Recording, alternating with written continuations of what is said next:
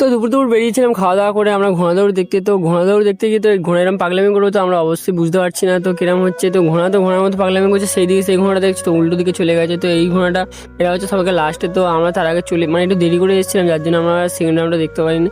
তো first round হয়ে গেছিলো। তো তারপরে ঘোড়াগুলো যা মানে অবস্থা কাদা ফাদা ভর্তি হয়েছিল, মাঠের অবস্থাটাও খারাপ ছিল, যার জন্য ঘোড়াগুলো দৌড়াতে পারছিল। কারণ ঘোড়া জানো তো, ঘোড়া এমনই একটা জিনিস যেখানে দেবে সেখানেই দৌড়াবে, কাদা হোক যাই হোক, কিন্তু সেরকম একটা লেভেলে মানে ঘোড়ার যে পাওয়ারটা সেরকম দৌড়াতে পারে। তো আমরা আমাদের মতন ঘোরাঘুরি করছিলাম দূর থেকে।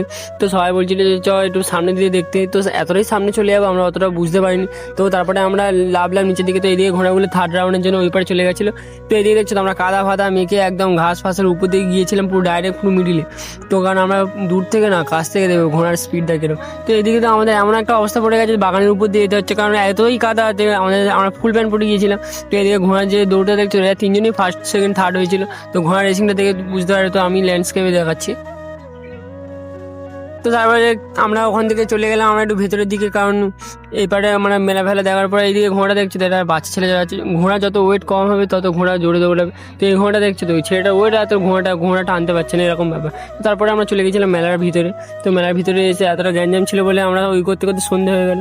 তো এবারে দেখেছি তো ভাইয়ের টাক ফাঁক পড়ে গেছে, একদম অবস্থা খারাপ। তো ওই সময় দুলফুল কিনে আমরা চলে গেলাম আমাদের বাড়ি থেকে। তো টাটা নেক্সট ভিডিওর জন্য।